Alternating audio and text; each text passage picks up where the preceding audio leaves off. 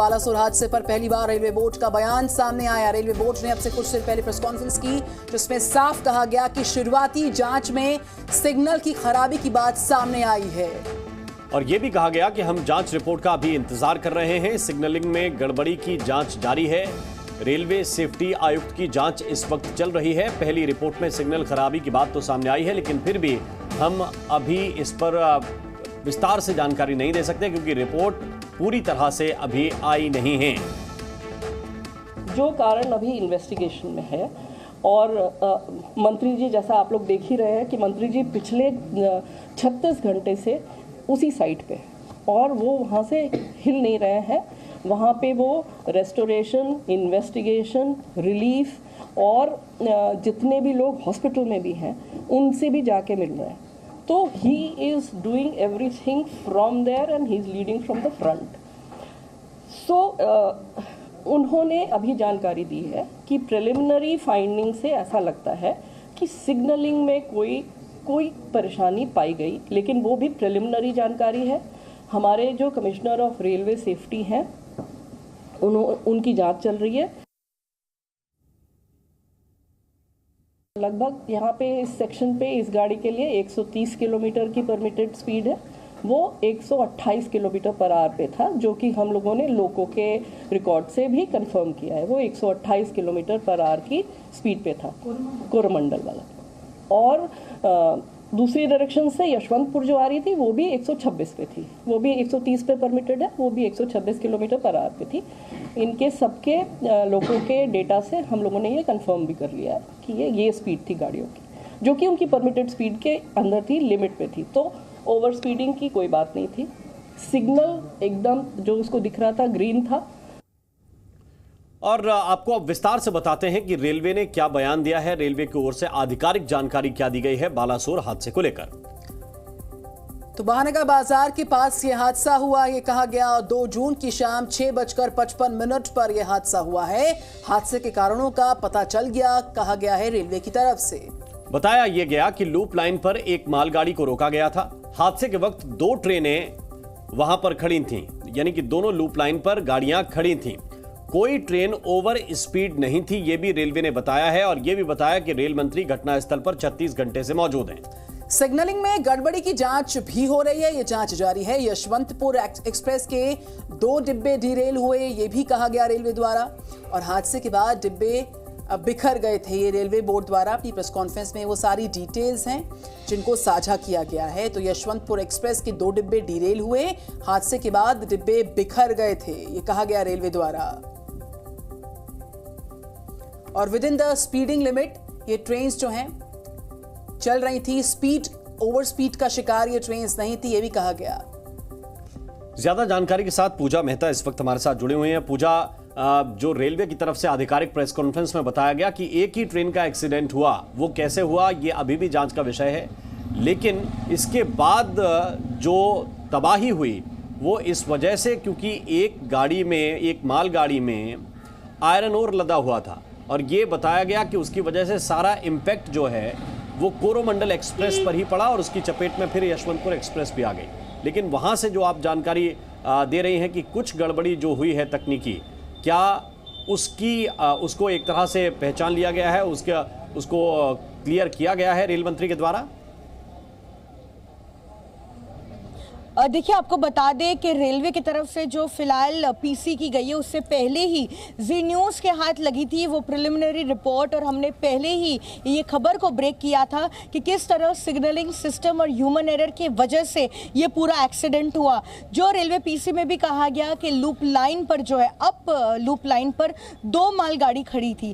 First एक मालगाड़ी थी और सेकेंड में आयरन ओर था। और उसी समय जो है कोरोमंडल एक्सप्रेस, जिसको मेन लाइन से जाना था, उसको प्रिलिमिनरी रिपोर्ट के अगर बेस पर हम देखें तो उसमें लिखा गया है कि सिग्नल दिया गया था मेन लाइन के लिए कोरोमंडल एक्सप्रेस को, लेकिन वापस ले लिया गया।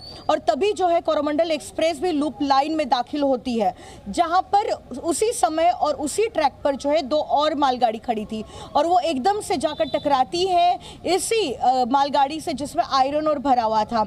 और कोरोमंडल एक्सप्रेस का जो इंजन है वो उसके ऊपर जो है चढ़ जाता है, जो आयरन पावर वाली मालगाड़ी होती है और इम्पैक्ट उसका इतना ज़्यादा था चूँकि उसकी स्पीड 128 किलोमीटर प्रति घंटे की रफ्तार से वो जा रही थी, इसलिए उसके 8 से 10 कोचेस जो है वो डिरेल होते हैं, वो पटरी से उतर जाते हैं।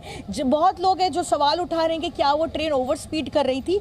इस पर भी जो है रेलवे ने अपना स्टैंड क्लियर कर दिया है, साफ कर दिया है कि ये स्टेशन जो है यहाँ पर उसको रुकना नहीं था।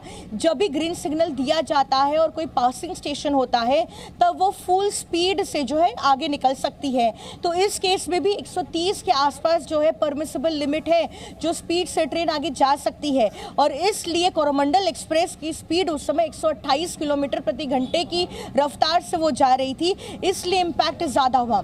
और पास में जो यशवंतपुर भी जो गुजर रही थी, जो लगभग पूरी गुजर चुकी थी, जो हावड़ा की ओर जा रही थी, उसकी भी लिमिट उस समय 126 किलोमीटर प्रति घंटे की रफ्तार से वो जा रही थी और उसके जो है 4 डिब्बे डिरेल हो जाते हैं। चूंकि कोरोमंडल एक्सप्रेस के डिरेल डिब्बे उसके लाइन पर जाकर गिरते हैं।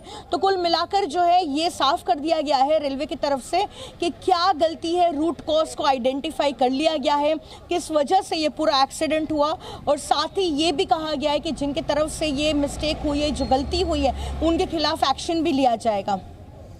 बिल्कुल पूजा, जिस तरीके से इस बात का भी जिक्र किया गया रेलवे बोर्ड द्वारा अपनी प्रेस कॉन्फ्रेंस में कि जो रिस्टोरेशन है, जो रिलीफ है, जो इन्वेस्टिगेशन है, उसमें अभी थोड़ा समय और लगेगा, लेकिन जो डिटेल्ड फाइंडिंग्स हैं वो पब्लिक डोमेन में कब तक आएंगी, क्योंकि ये ह्यूमन एरर है या फिर टेक्निकल एरर है, इसके बीच में जो संशय था वो काफ़ी हद तक छटता नजर आ रहा है, लेकिन सवाल अभी बहुत बड़े हैं और उनको जवाब मिलना अभी बाकी है।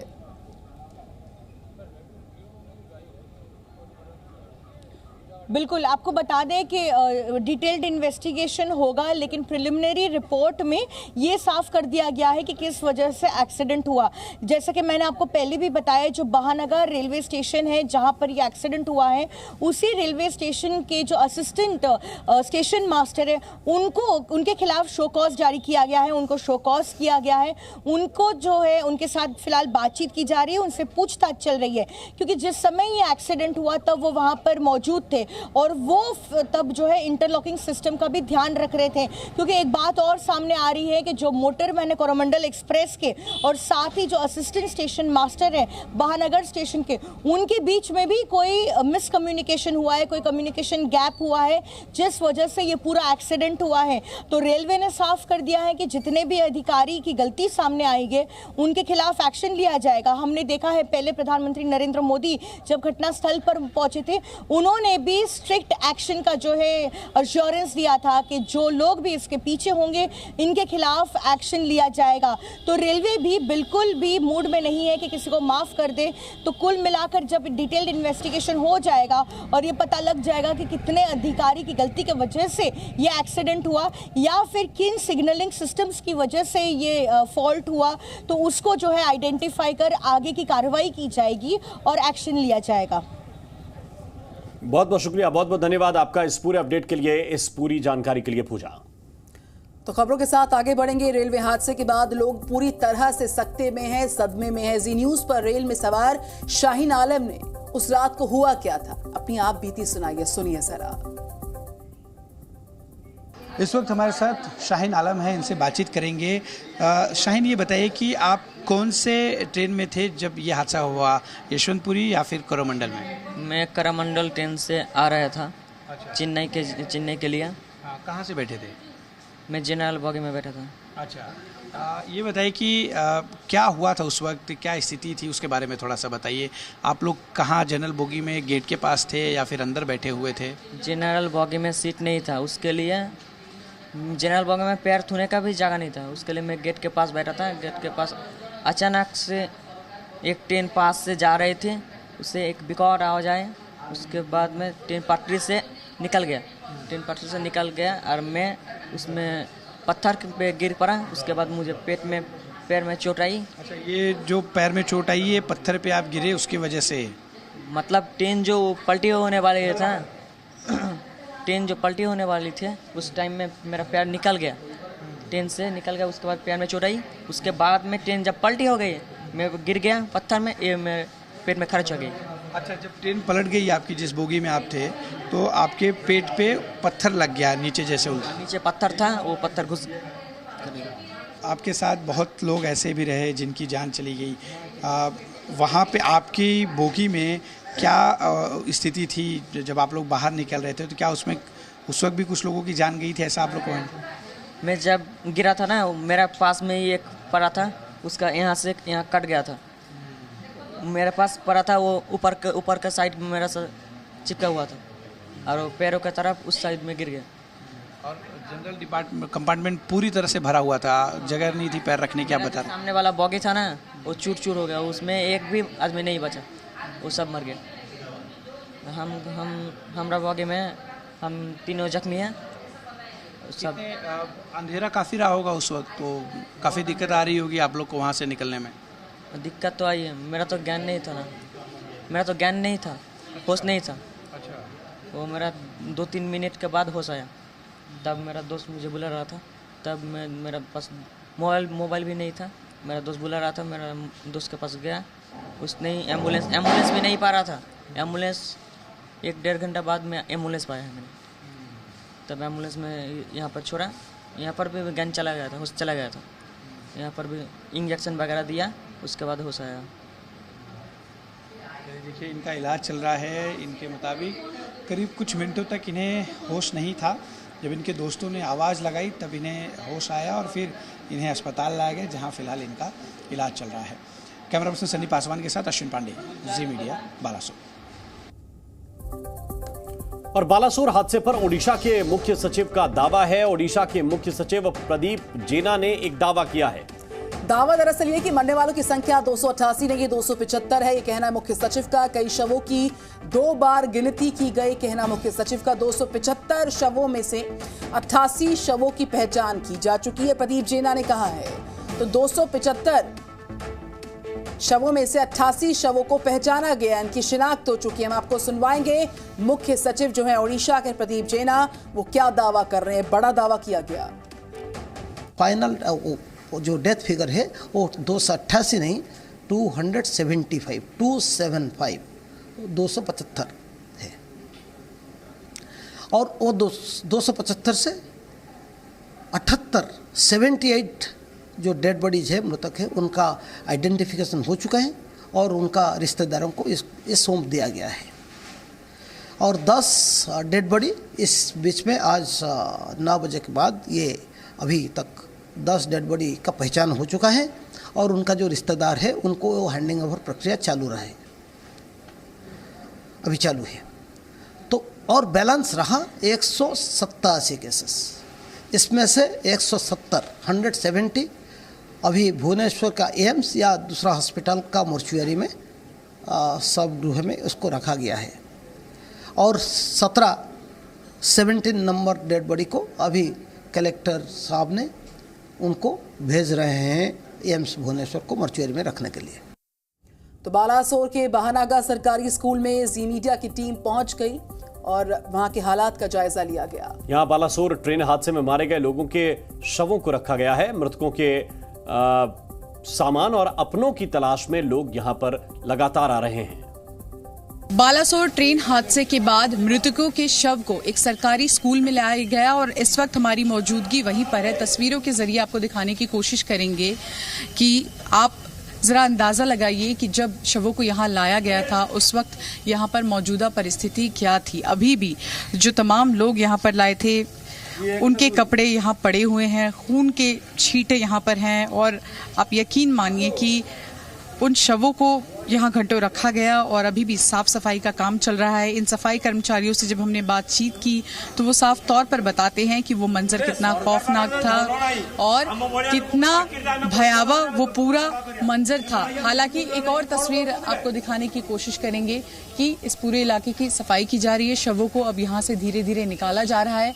साथ ही दूर दराज के इलाके से बहुत सारे परिजन भी यहाँ पहुँच रहे हैं अपने अपनों को ढूंढने। कई ऐसे परिवार हैं जो एक दूसरे से बिखर गए हैं, कोई अस्पताल जा रहा है, कोई मौकाए जहाँ पर वो घटना हुई है वहाँ पहुँच रहा है, कोई यहाँ आ रहा है और हर कोई यही कोशिश कर रहा है अपने अपनों की, खासकर जो उस ट्रेन में यात्रा कर रहे थे उनको ढूंढने की। हालांकि आपको बता दें, एक तरफ प्रशासन का ये कहना है कि हमने इस पूरे मामले में आखिर किसकी जिम्मेदारी बनती है और इन्वेस्टिगेशन जो है उसको पूरा कर लिया है, जल्दी रिपोर्ट सामने आएगी।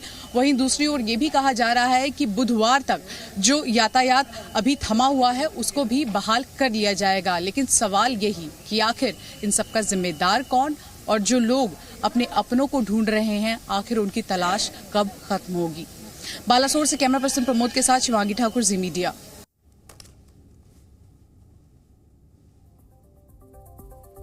बिजनेस पार्क जो है उधर अभी हम खड़े हुए हैं। हम लोग अपने मुंह पे मास्क लगा के रखे हैं और यहाँ पे मास्क लगाना मैंडेटरी है, कोरोना के लिए नहीं। क्योंकि जहाँ पे हम खड़े हैं, ये जो कॉन्फ्रेंस हॉल है, इधर पूरा भरा हुआ था, जो डेड बॉडी से भरा हुआ था। अभी बहुत सारे डेड बॉडी को लेके गए हैं, लेकिन 97 डेड बॉडीज़ को लेके गए हैं, लेकिन अभी तक जैसे कि बहुत सारे डेड बॉडीज़ यहाँ पे है जो अनआइडेंटिफाइड है। मतलब डेड बॉडी का जो हालत है उसे कोई पहचान ही नहीं पा रहे कि ये किसका बॉडी है। देख ही रहे हैं आप, जैसे कि ये पैकेट में डाले हुए हैं, बहुत सारे बॉडीज जो है ये पैकेट में डाले हुए हैं, और ये बॉडी किसका है, कहाँ से आए हैं, ये इसका मतलब कुछ भी यहाँ पे नामो निशान नहीं मिल रहा है। तो इसके लिए कुछ भी नामो निशान नहीं है, इसलिए सभी लोग यहाँ पे जुटे हुए हैं कि आइडेंटिफाई हो जाए। लेकिन बहुत सारे बॉडीज़ जो है, ये बॉडीज़ यहाँ पे ऐसे ही पड़े हुए हैं। ये जो पूरा हॉल अब आपको दिख रहा है, ये पूरा हॉल फुल एयर कंडीशन है, जैसे ये सेंट्रलाइज्ड एयर कंडीशन है। और नीचे जो है, ये जो काला जो शीट है, इसके नीचे बर्फ़ रखा गया था ताकि बॉडी जो है वो सड़ ना जाए, क्योंकि ये जो जगह है ये बहुत गर्मी है यहाँ पे, लेकिन बॉडी सड़ ना जाए। लेकिन फिर भी यहाँ से बहुत बदबू है। और सारी जो बॉडीज़ है, बहुत सारे 97 बॉडीज़ को अभी तक लिया गया है, लेकिन बहुत बॉडीज़ है जो अभी तक नहीं लिया गया है। और जो है अभी भी और भी बॉडीज़ आ रहे हैं, अभी बॉडीज़ आ रहे हैं यहाँ पे, वो भी हमको सुनने को आया है कि, लेकिन अभी जो स्थिति जो है यहाँ पे, ये जो बॉडीज़ है, ये बॉडीज़ को लेके नहीं जा पा रहे, क्योंकि ये बॉडीज़ जो है इतना बिगड़ गया है, एक्सीडेंट की वजह से बिगड़ा हुआ है बॉडी, जाकि ये बॉडी ये लोग पहचान नहीं पा रहे। दादा, ये बॉडी जो है यहाँ पे क्यों ऐसे है, पहचान नहीं पा रहे? कोई पहचान नहीं पा रहे। इसका आइडेंटिफाई क्या है, लेकिन कोई तो पहचान नहीं पा रहे हैं, क्या करें। अच्छा, मतलब घर वाले आ रहे हैं, पहचान नहीं पा रहे हैं, पहचान ही नहीं पा रहे, पहचान नहीं पा रहे हैं। ये जो सारे जो बॉडीज है, ये मतलब ये सारे जो है कितने उम्र के होंगे? बुजुर्ग होंगे, मेल होंगे, फीमेल होंगे? जी हाँ, कोई होगा 40-45 और कोई 36 या 20। उधर पे है जो 27 साल का है, ऐसे ही लग रहा है। अच्छा, मतलब ये सारे मेल्स है या फीमेल्स बॉडी? नहीं, सब मेल है, सारे मेल्स बॉडीज है।